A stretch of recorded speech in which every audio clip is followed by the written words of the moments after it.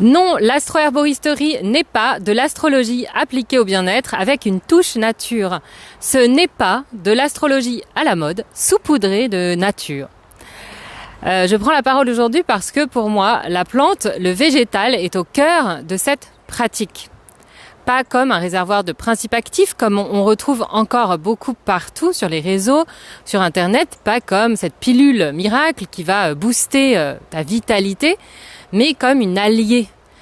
Le végétal est vu comme un partenaire, une partenaire dans ce jeu qu'est la vie, comme une guérisseuse, avec sa personnalité, sa sensibilité, son unicité et oui, sa dimension d'être cosmique. Si on essaye un tout petit peu d'aller dehors et d'observer le végétal, sa forme, sa couleur, comment il entre en résonance, en vibration avec les astres et l'astrologie.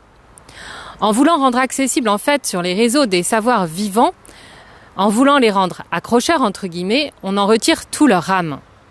Tout l'âme de ces savoirs et on devient même irrespectueux, je trouve, on retire tout le respect que l'on a, que l'on devrait avoir en fait pour le vivant, y compris toutes les personnes qui ont œuvré pour préserver et transmettre ce savoir, parfois dans des périodes obscures de l'histoire, ce savoir qui lie le végétal aux astres, aux principes de l'astrologie, anciennement la médecine astrologique, tout ça parce que l'astrologie est à la mode, alors qu'on devrait plutôt honorer le vivant, à mon sens.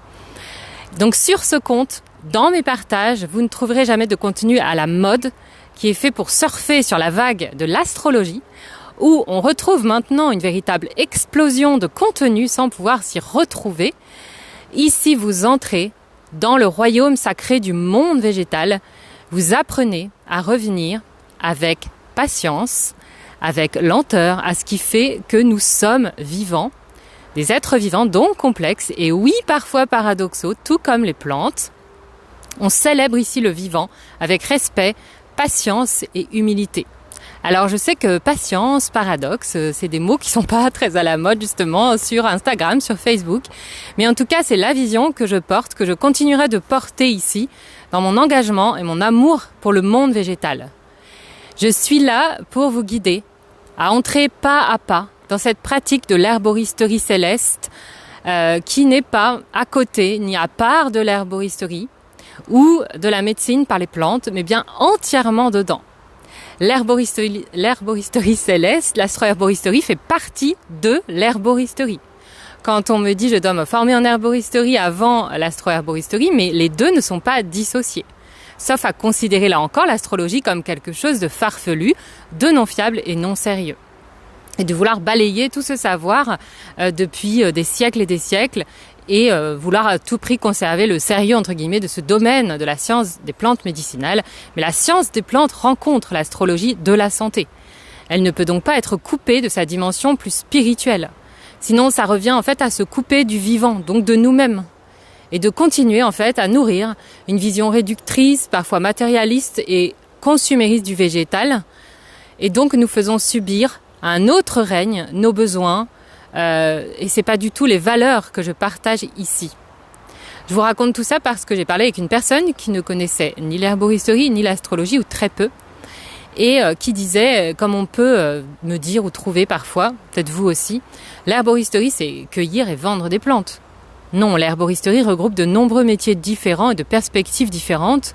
On peut être praticien, praticienne et aussi transmettre, être formatrice et herboriste, oui, tout à fait.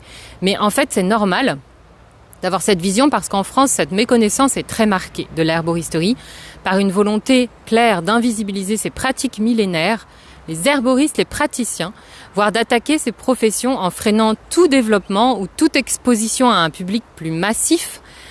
Donc la médecine par les plantes, l'herboristerie reste pour certains floue et obscure. Donc après, effectivement, associé à l'astrologie, ça coince. Mais ça ne veut pas dire que l'intérêt n'est pas là, au contraire. Il est de plus en plus fort, notamment avec les nombreuses crises climatiques à répétition et très intenses que nous vivons. Et aussi, il faut savoir que peut-être vous êtes déjà posé la question ou pas, mais c'est vrai que c'est très bizarre de se dire que l'astrologie est plus, je je sais pas, on pourrait dire à la mode, mais plus connu finalement que l'herboristerie.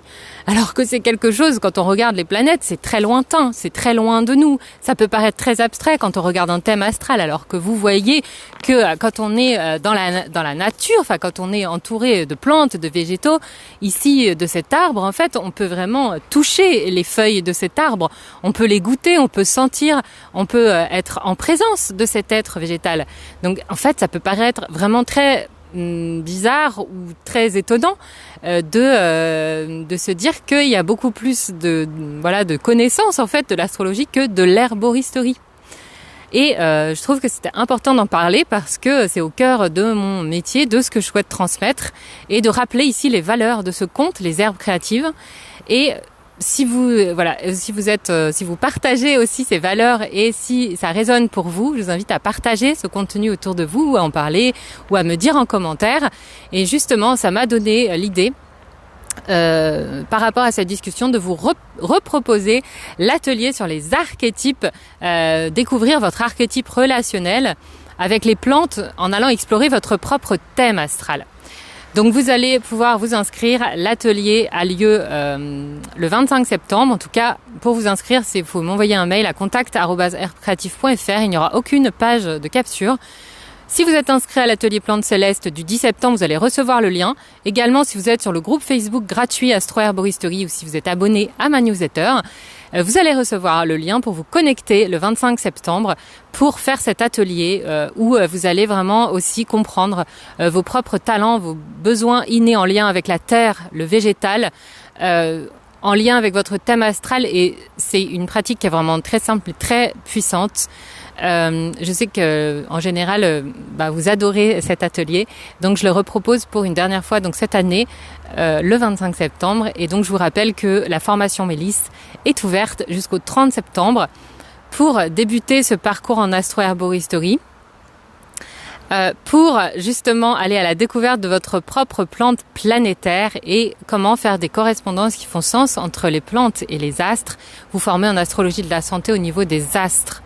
Et effectivement, il n'y a pas besoin d'avoir de base en astrologie ni de prérequis pour rejoindre cette formation. Donc je vous remercie de m'avoir écouté aujourd'hui et je vous retrouve très bientôt.